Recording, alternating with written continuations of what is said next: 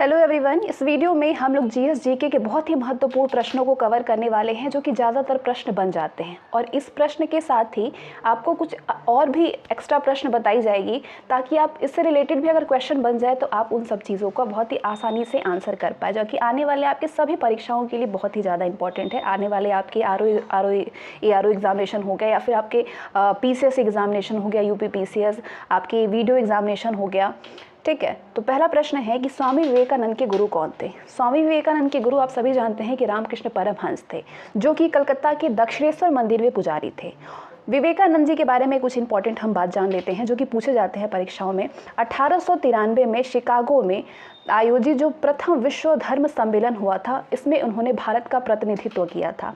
और इन्होंने ही पूछा जाता है आपसे, अगर आपसे पूछा जाए कि रामकृष्ण मिशन की स्थापना किसने किया था, तो आपने कहेंगे कि विवेकानंद ने किया था। सुभाष चंद्र बोस ने इन्हें आधुनिक राष्ट्रीय आंदोलन का आध्यात्मिक पिता कहा था। किसने कहा था? सुभाष चंद्र बोस ने कहा था, ध्यान रखिएगा। तो ये कुछ बातें थी रामकृष्ण परमहंस जो विवेकानंद जी के गुरु थे और विवेकानंद के बारे में। अब हम लोग जानते हैं कुछ दयानंद सरस्वती के बारे में, जो कि पूछे जाते हैं प्रश्न। वो दयानंद सरस्वती के गुरु का नाम था विरजानंद। क्या नाम था? विरजानंद। बिरजा नहीं, ये वह है विरजानंद। पूरा नाम इनका विरजानंद दंडीशा है। क्या है? विरजानंद दंडीशा, जिन्हें कि विरजानंद दंडीशा जो थे, इन्हें अंधे ऋषि के रूप में भी जाना जाता है। दयानंद के बचपन का नाम था मूलशंकर। ध्यान रखिएगा, क्या नाम था? मूलशंकर नाम था। और इन्होंने 1875 में, कब? 1875 में मुंबई में आर्य समाज की स्थापना की थी। अब सीधे सीधे प्रश्न ये पूछा जाता है कि आर्य समाज की स्थापना किसने किया था, तो आप सभी जानते हैं कि दयानंद सरस्वती ने किया था। और कब किया था? तो 1875 में किया था। कहाँ पे? मुंबई में। और इन्होंने ही, दयानंद सरस्वती ने वेदों की सत्ता को सर्वोपरि मानने हेतु वेदों की ओर लौटो का नारा दिया था। आपसे पूछा जाए कि वेदों की ओर लौटो का नारा किसने दिया था, तो आप कहेंगे कि दयानंद सरस्वती ने दिया था। तो ये कुछ बातें थी दयानंद सरस्वती के बारे में। अब आपसे विवेकानंद से संबंधित जितने भी प्रश्न बन जाते हैं उसका भी आंसर कर लेंगे। दयानंद सरस्वती से संबंधित भी सारे प्रश्नों का आंसर आप कर पाएंगे। अब कुछ बातें हम कर लेते हैं बहुत इंपॉर्टेंट है राजा राम मोहन राय के बारे में, जो पूछे जाते हैं। इसमें से क्या क्या आपसे पूछा जाएगा, जैसे कि राजा राम मोहन राय भारतीय पुनर्जागरण का अग्रदूत और आधुनिक भारत का इनको जनक कहा जाता है। बहुत सारे संस्था जुड़ी हुई हैं, जैसे कि ब्रह्म समाज के संस्थापक हैं राजा राम मोहन राय। भारतीय भाषाई प्रेस के प्रवर्तक इनको कहा जाता है। जन जागरण और सामाजिक आंदोलन के प्रणेता और बंगाल में नव जागरण युग के पितामह कौन है? राजा राम मोहन राय हैं। नेक्स्ट क्वेश्चन, कलिंग युद्ध इनमें से किसके जीवन को परिवर्तित कर दिया था? कलिंग जो युद्ध हुआ था वो किनके जीवन को परिवर्तित कर दिया? चंद्रगुप्त मौर्य, अशोक महान, लॉर्ड बुद्धा या फिर अकबर? तो आप कहेंगे अशोक महान का। क्यों? क्योंकि अशोक ने अपने राज्याभिषेक के किस वर्ष? 8वें वर्ष के बाद 261 ईसा पूर्व में, कब? 261 ईसा पूर्व में कलिंग पर आक्रमण किया था। और अशोक के 13वें, कहाँ से ये पता चलता है, तो आप कहेंगे कि 13वें शिलालेख से पता चलता है कि युद्ध में करीब 1 लाख से भी ज़्यादा लोग मारे गए थे। और युद्ध की विभीषिका को देख करके अशोक का मन बिल्कुल द्रवित हो गया था, कितने सारे खून, ये सारी चीज़ों को देख करके, और उसने सदा के लिए युद्ध ना करने की घोषणा कर दी। ठीक है, तो ये कुछ प्रश्न था जो कि अशोक महान से पूछे जाते हैं। अब आपसे चंद्रगुप्त मौर्य के बारे में क्या क्या पूछा जा सकता है, तो श्रवणबेलगोला से मिले शिलालेखों के अनुसार मौर्य वंश के संस्थापक हैं चंद्रगुप्त मौर्य, और अपने अंतिम दिनों में जैन मुनि हो गए थे। कौन? चंद्रगुप्त मौर्य। और इन्होंने जैनी गुरु, किसको? जैनी गुरु भद्रबाहु। कौन? भद्रबाहु से जैन धर्म की दीक्षा ली थी। आपसे पूछा जाए किससे दीक्षा ली थी चंद्रगुप्त मौर्य ने, तो आप कहेंगे भद्रबाहु ने। और उन्हीं के साथ में श्रवणबेलगोला चले गए थे। चंद्रगिरी पर्वत पर तपस्या करके संलेखा पद्धति से इन्होंने अपने शरीर का त्याग किया था। ठीक है, संलेखा आप कहते हैं, कुछ आप लोग प्रोनाउंसिएशन संलेखना करते हैं, वैसे संलेखना ही होता है। तो कहाँ से? संलेखना पद्धति से इन्होंने अपने शरीर का त्याग किया था। तो ये चंद्रगुप्त मौर्य से कुछ पूछा जाता है। अब गौतम बुद्ध से, सॉरी ये लॉर्ड बुद्धा टाइप हो गया है यहाँ पे, गौतम बुद्ध या फिर लॉर्ड बुद्ध भी हो सकता है। ठीक है, गौतम बुद्ध होगा ये। गौतम बुद्ध से क्या क्या प्रश्न बन जाते हैं, जैसे कि 1563 से 483 इनका ईसा पूर्व आप जानते ही हैं, इनकी कब इनका मृत्यु हुई थी, कब ये जन्म लिए थे। क्या प्रश्न पूछा जाता है कि बौद्ध धर्म के संस्थापक हैं गौतम बुद्ध, ठीक है, और इन्होंने सांसारिक समस्याओं से व्यथित होकर के 29 वर्ष की अवस्था में गृह त्याग कर दिया था। बौद्ध ग्रंथों में इस घटना को महाभिनिष्क्रमण कहा गया है। क्या कहा गया है? महाभिनिष्क्रमण कहा गया है। कुछ बातें अकबर के बारे में जो पूछी जाती है परीक्षा में कि मुगल वंश का तीसरा शासक था अकबर, इसने एक नए धर्म, ध्यान रखिएगा क्या, दीन-ए इलाही,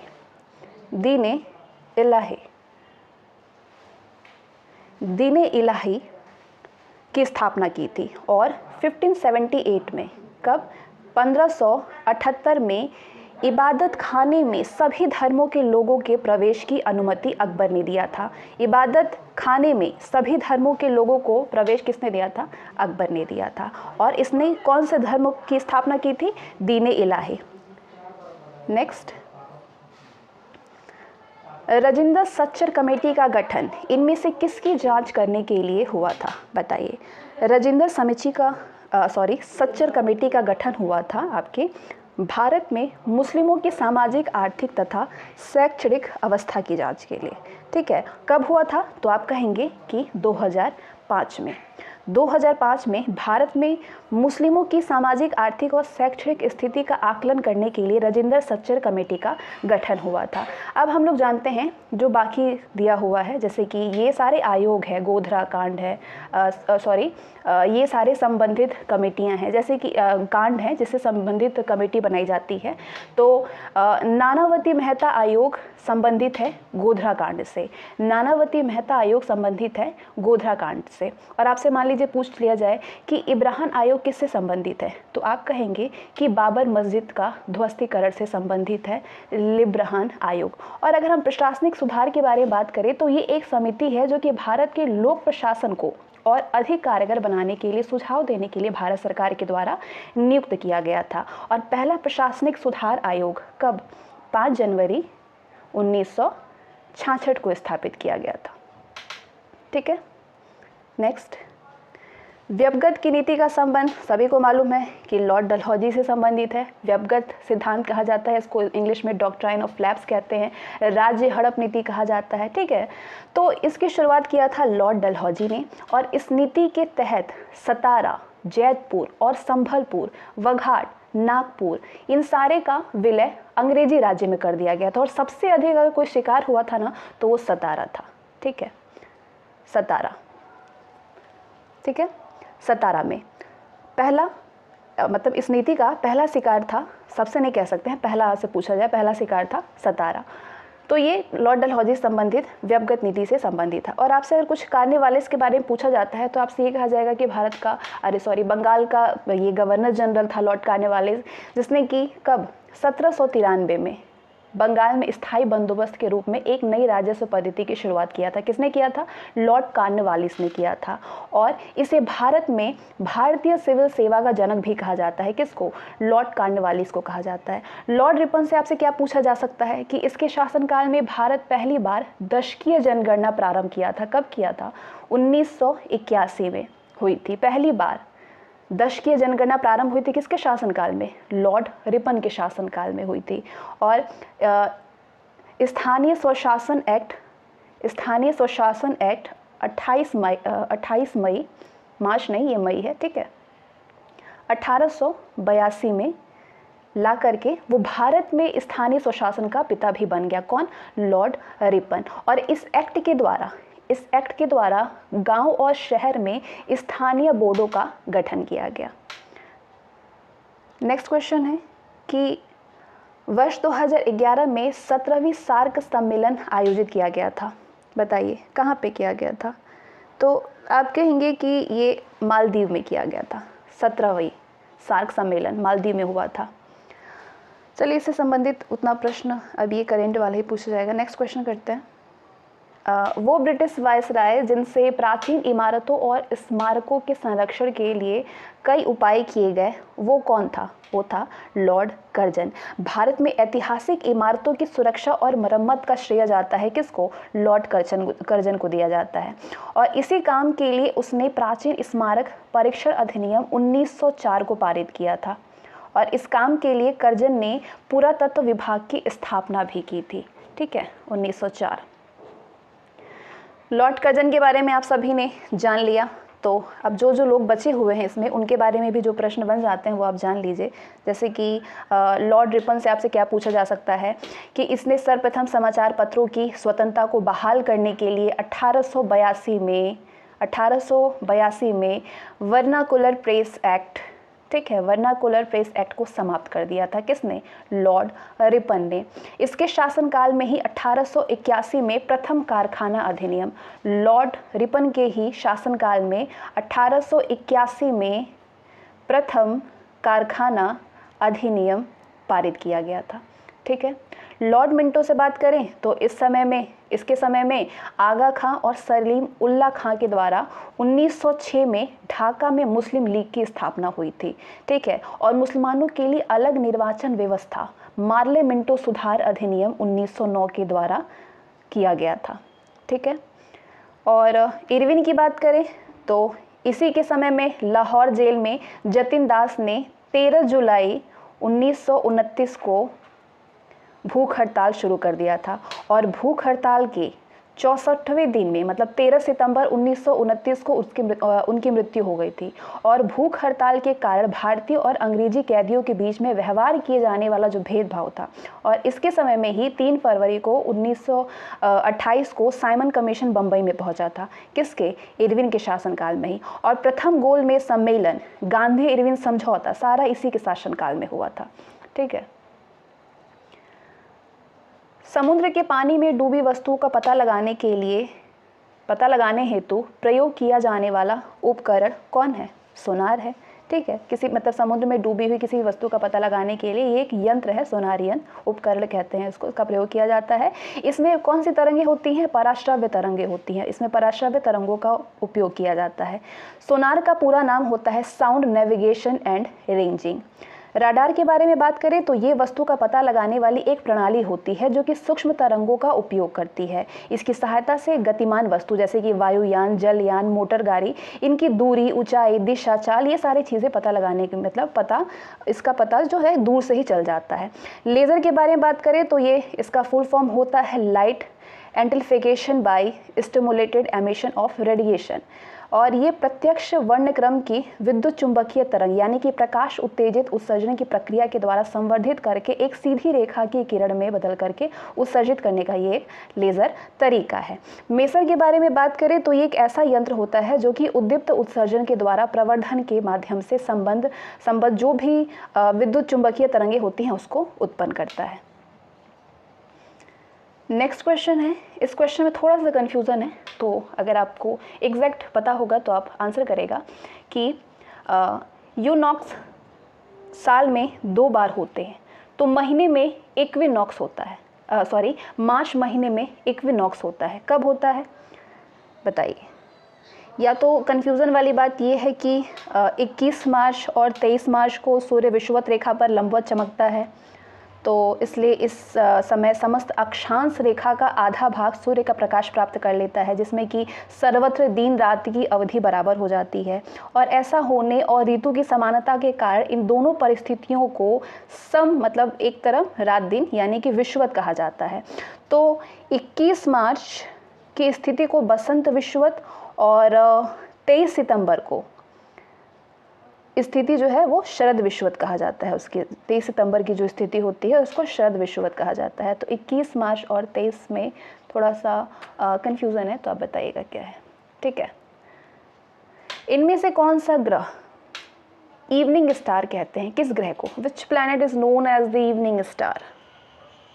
किसको बोला जाता है इवनिंग स्टार? वीनस को कहा जाता है।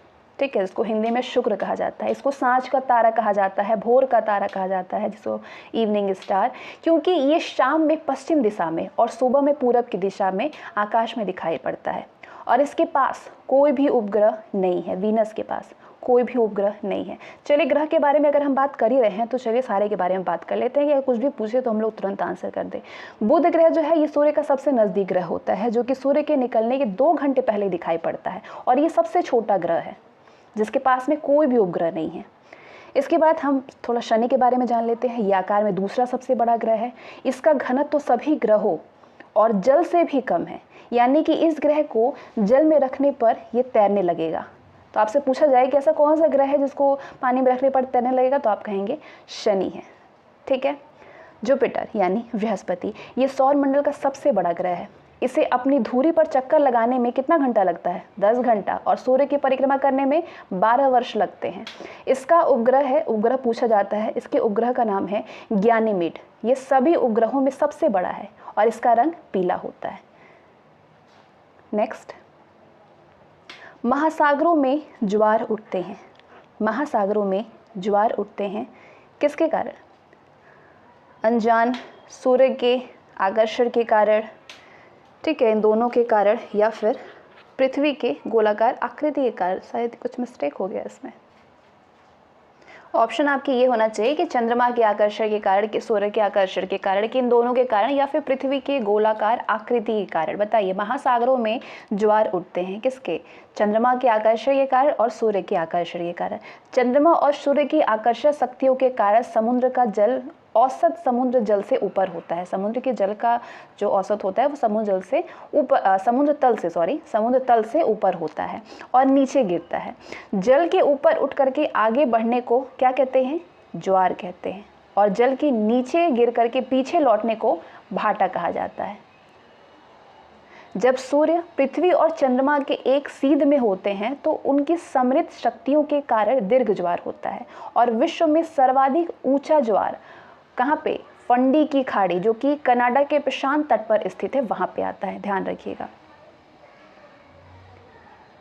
वायुमंडल में सबसे निचली परत होती है किसकी? क्षोभ मंडल की। वायुमंडल में सबसे निचली परत होती है।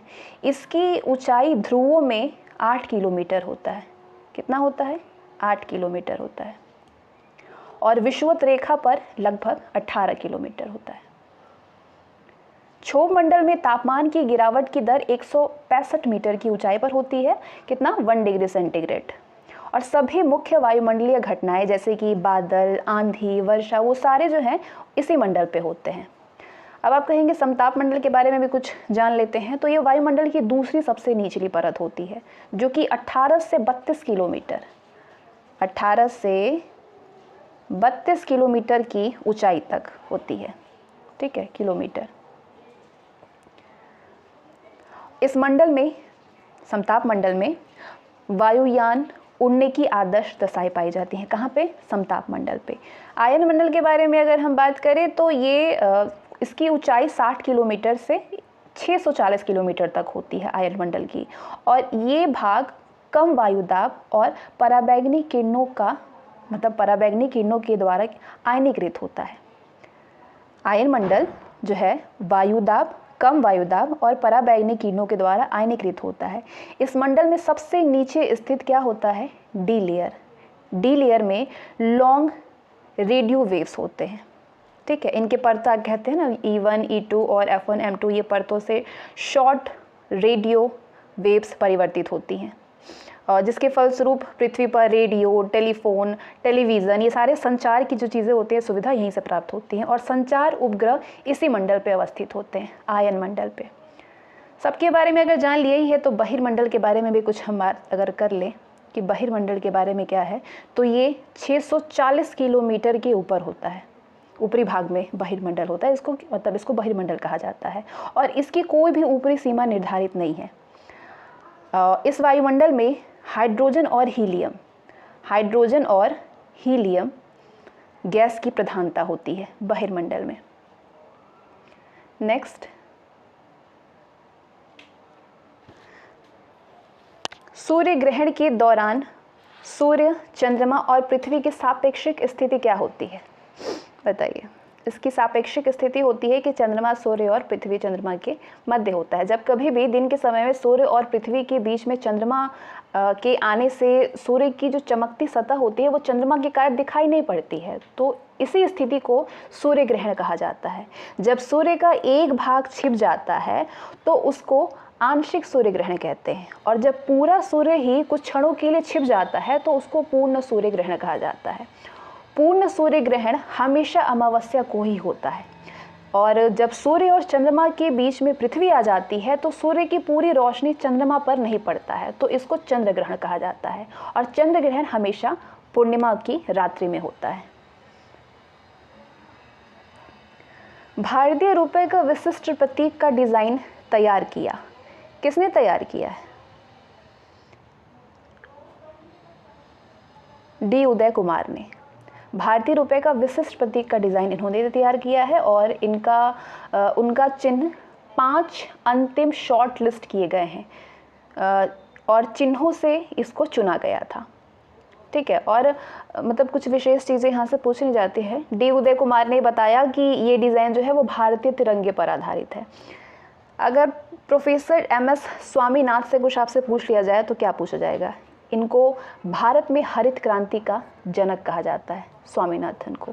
ठीक है, YV रेड्डी, ये भारतीय रिजर्व बैंक के 21वें गवर्नर और 14वें वित्त आयोग के अध्यक्ष रह चुके हैं। प्रताप सी रेड्डी, इन्होंने भारत के अस्पतालों की पहली कॉर्पोरेट श्रृंखला अपोलो अस्पताल की स्थापना किया है। किसने? प्रताप सी रेड्डी ने।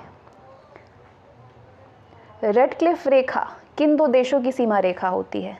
रेडक्लिफ रेखा ये पाकिस्तान और भारत की, भारत और पाकिस्तान के मध्य रेखा को रेडक्लिफ रेखा के नाम से जाना जाता है, और ये भारत के गुजरात, राजस्थान, पंजाब और जम्मू कश्मीर राज्य को स्पर्श करती है।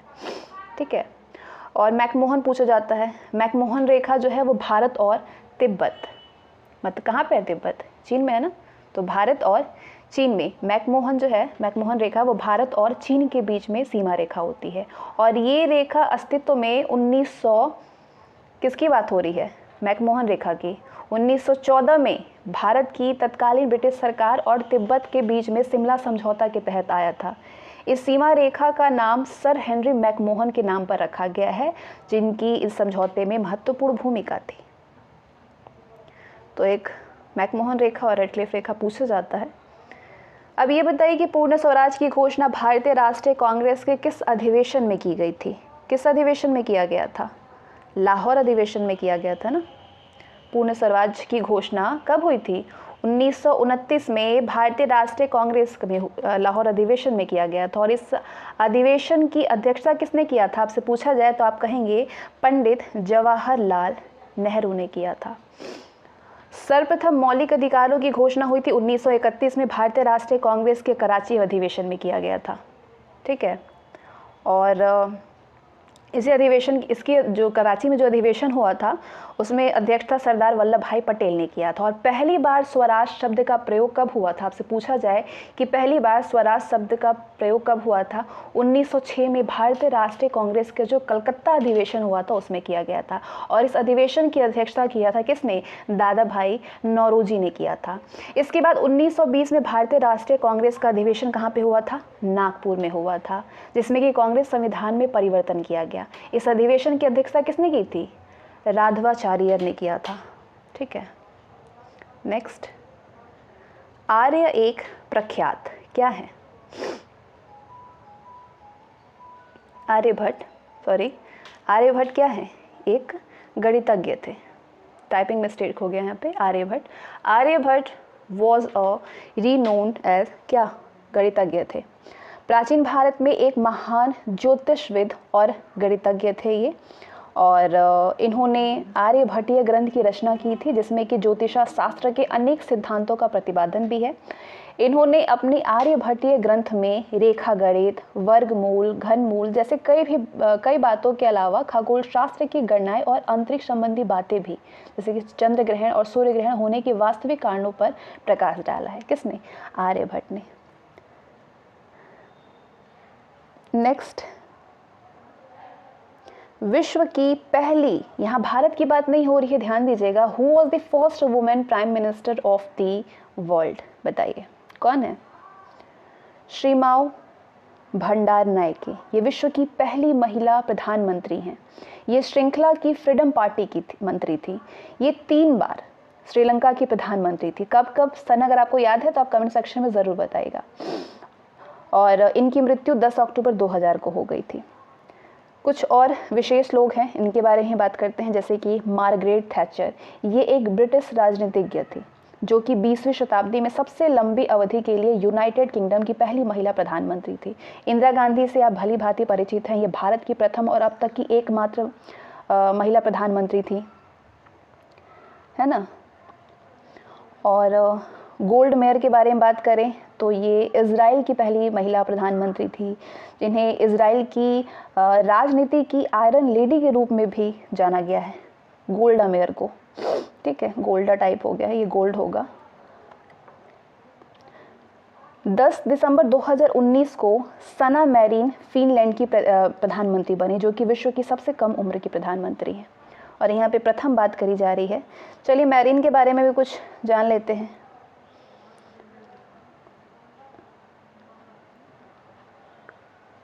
मदर टेरेसा को नोबेल शांति पुरस्कार प्रदान किया गया था। कब किया गया था? 1979 में।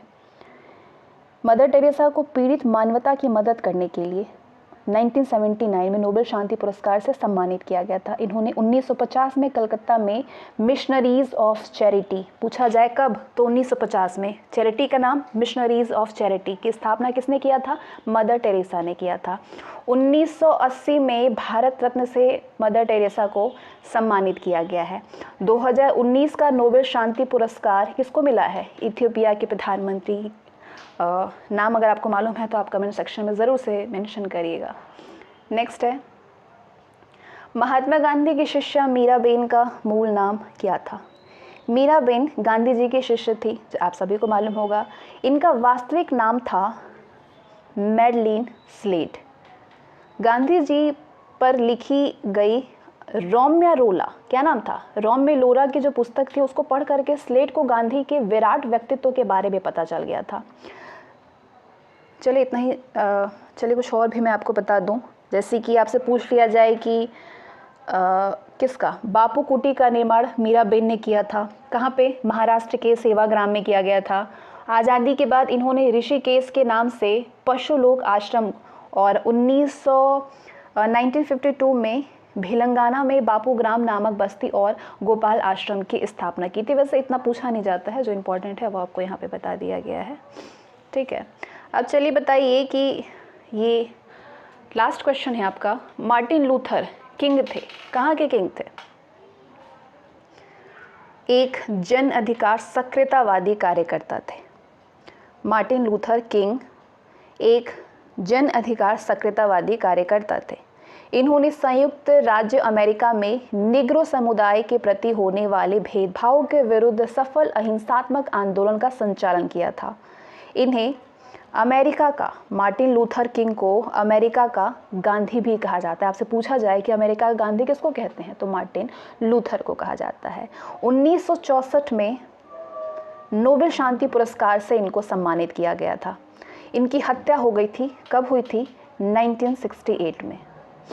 ठीक है, और ये जो आपका संयुक्त राष्ट्र संघ के महासचिव कौन है आपसे पूछा जाए तो आप कहेंगे एंटोनियो गुटेरस, जो कि कई बार पूछा गया है। ठीक है, और बाकी अमेरिका के राष्ट्रपति आप सभी जानते हैं, जो बाइडेन।